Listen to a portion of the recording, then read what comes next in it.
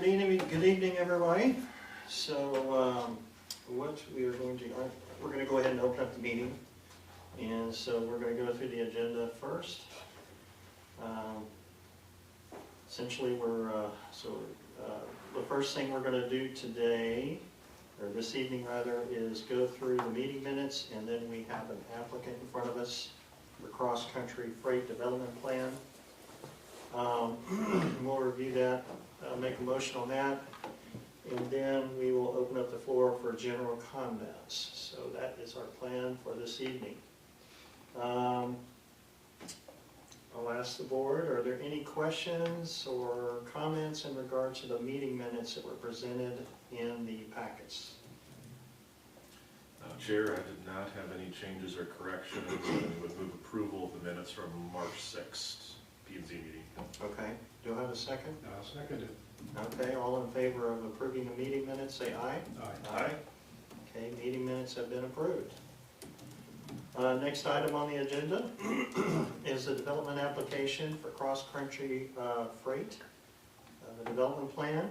And at this time, Megan, I'm going to open up the floor for you to provide a summary to us and comments. Yes, Mr. Chairman, Commissioners, this is case number 25.02 DEV. It's the commercial site plan application for cross-country freight, and they are proposing to construct a 4,300 square foot industrial warehouse with associated loading docks and areas for a commercial transportation business. It's located on lots 11 and 12 of Opportunity Subdivision, which puts it just off there on TKS Court, just west of Salt Creek Highway, and the rear of these lots adjoins the intersection of Salt Creek Highway and MJB Road. It is zoned light industrial. The Planning Commission is tasked with reviewing proposed development plans to ensure the site plan complies with all applicable regulations. And for this case, the application's been submitted for construction of the industrial warehouse, as I stated. The site encompasses 2 lots totaling just under 5 acres. However, no structures are planned across the lot line, and all required setbacks from structures are met. And I just have a few planning considerations. For section 4040 of the LDRs, a minimum of 4% of the site must be landscaped.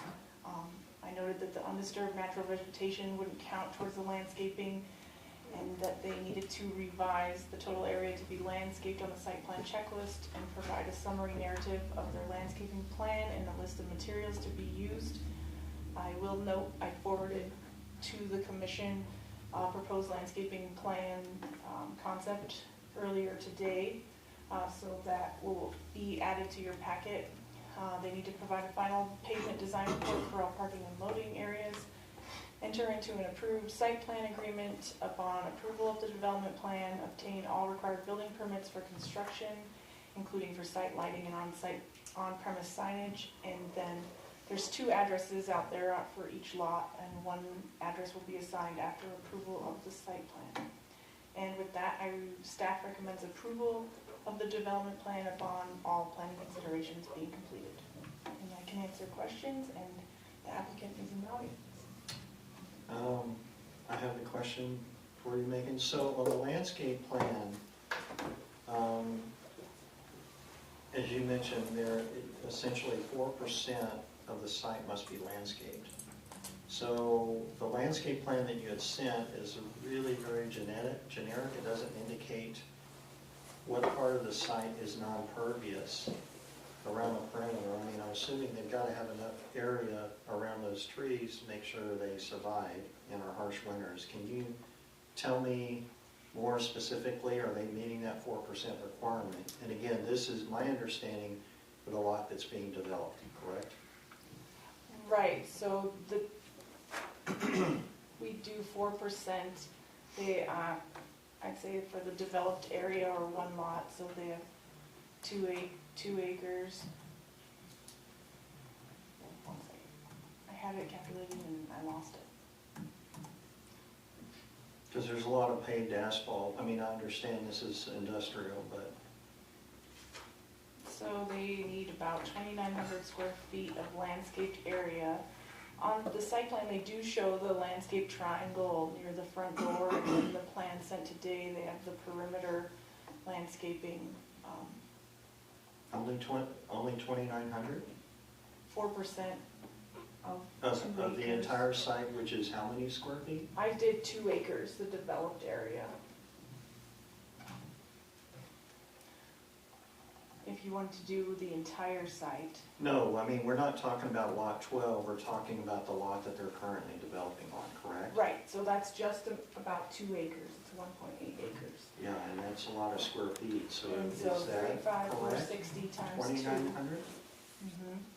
So that'd be 70,000 square feet, and 4% of that is 2836.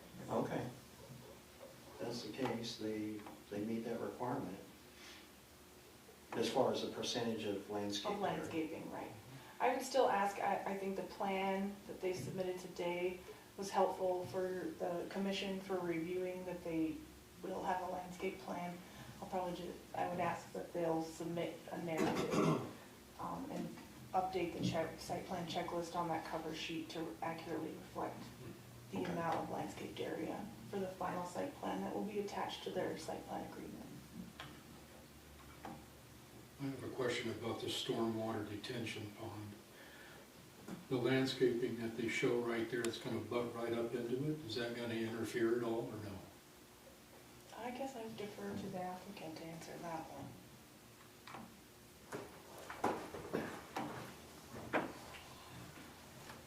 Good evening, I'm Jason Myers with WLC Engineering. As far as the stormwater detention pond goes,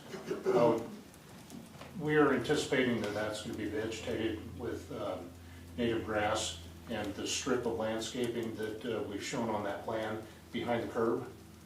There is a area, I think it's 4 to 5 feet behind that curb that's flat, and that's where those plantings will go, so they won't be into the detention area.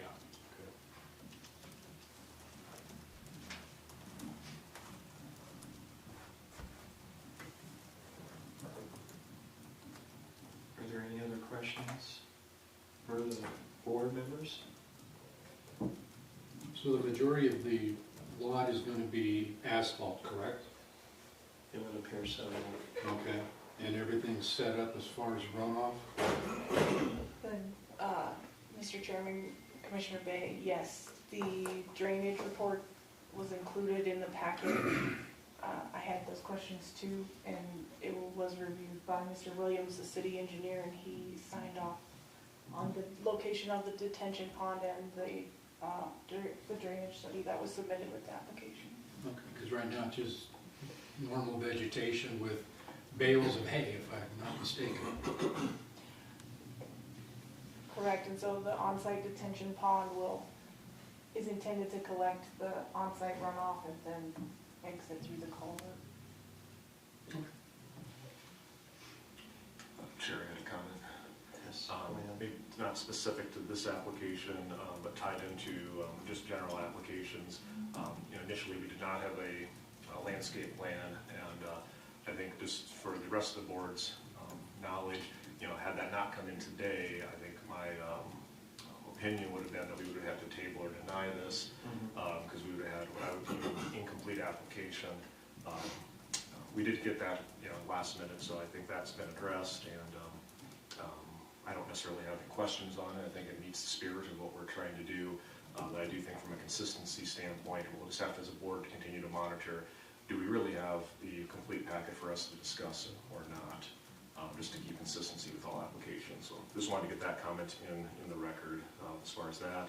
Otherwise, I think this particular plan, it seems to be consistent with what we would expect in that particular area from development, zoning's correct. The considerations that the city's put together seem, I think, reasonable in my mind. And I don't think I necessarily have any further questions. The rest of the plan, in my mind, looked good. I did look through the lighting plan. We've had some conversation in the past around lighting plans, whether they're adequate, and there was a good job of not only the type of lighting, but also how how those downforces are gonna illuminate. So I think that was helpful for me in looking through the packet. So at this point, I'll probably give time back to you guys if you guys have further questions, but I think I'm pretty satisfied at this point. What kind of trucks are you gonna be bringing in? Are they gonna be doubles, or what do we got coming in? I would, I'm not sure, but I believe they're mostly singles. All singles? Yep.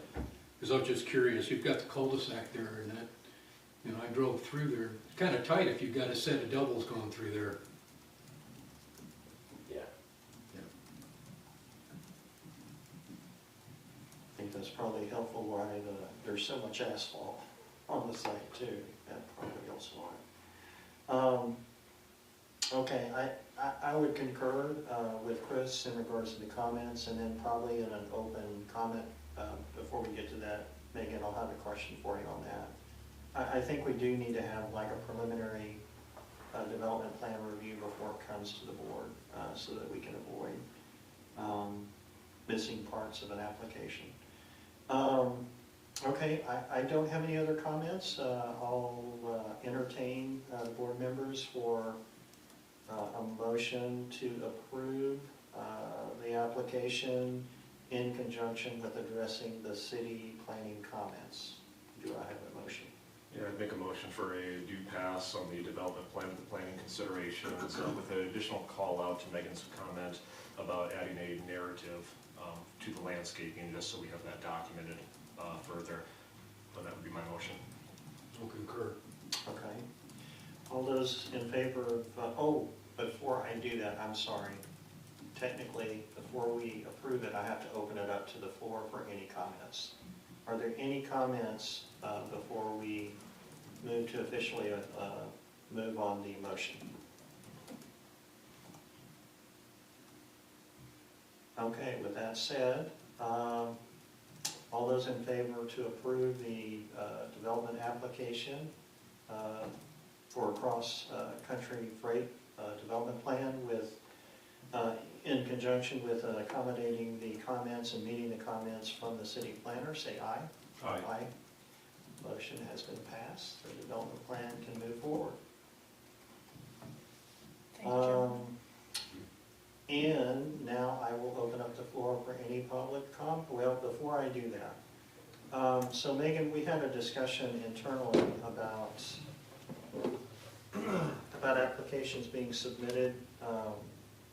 Is there anything that would help the city if we had like a preliminary review before they brought packages to the P&Z board to make sure the application is complete? I guess I would say we didn't have the discussion internally. We said we'd have the discussion here in public, right? Right, and The I'm public sorry. meeting. I'm sorry. But yes, duly any questions from the commission to staff about sufficiency review and if an application can be deemed sufficient to move forward? And I'll just say, Mr. Chairman and Commissioners, that staff will start doing sufficiency reviews. I will commend these applicants. They did a pre-application meeting with us.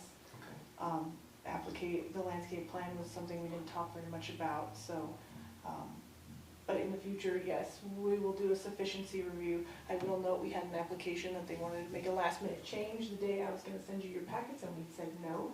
We need to resubmit for next month, so we're making progress Okay. in not delaying people and their project, but Sure. ensuring that you all have enough information to make an informed recommendation. Okay. But duly noted, we will be doing sufficiency review on all applications moving Okay. forward. As an applicant, would that make it easier for you when you're actually doing a presentation that, hey, I've got a checklist of things that has to be done, so you're not surprised by somebody saying, this is missing, or where's this piece at? Would that make it easier for you? In some cases it would. The city's application is actually very detailed and provides that checklist. As far as this particular situation on the landscaping stuff, coordination with the owner was lagging on their end. So finally, when we pushed hard enough, we got something to you guys to review. Okay. So from our point of view, the checklist should be adequate. So And Mr. Chairman and Commissioner, I will note, we do have a checklist, and that's what's on the cover sheet, the site plan checklist of all the items that are to be addressed. Just sometimes things slip. And at first glance, until I got in there and reviewing it, it noted landscaping, but then, as we noted, the city won't allow them to count the native grasses as Right. landscaping, so that's where that came from. Okay, On yeah, this as long one. as there could be a sufficiency check. Yes. Prior, to give the applicant time to respond, maybe, a week or two before the P&Z meeting or something like that. Right, and that, I think that'll be an internal staff discussion as well, because right now we don't give ourselves a lot of time between submittal date and the meeting. We only have like 2.5 weeks, if that, Okay, to be able to get you your packet a week ahead of time and have enough time to send it out, all applications out for review, write the staff report, give it to the applicant, or have a staff review meeting. So maybe we'll, as staff, take a look at that timeline and maybe extend it Okay. from when submittal up until the meeting, so. But all very good feedback, much appreciated. okay. Are there any other comments that the board has before I open it to the public? I just add a similar comment to you guys. Really, we're trying to strike that balance between making sure we're being a business-friendly community for development, to make sure that people, whatever kind of application they're coming in, we are giving them proper notice and not pushing them off for the next month. Sure. And at the same time, we need to make sure we have a sufficiently complete packet, right? For us, Right. for us to actually look at it. As we know, we always have conditions and tweaks and requests, but that's also predicated on the fact that we at least have the baseline information. So just agreeing with you guys on that. So I think we're all on the same page. I Okay. appreciate it. Any questions from you? No? Okay. All right, with that, I will open up to public comment. Are there any public comments? Sabrina? Okay, well, with that, there are no public comments. That is all in our agenda, and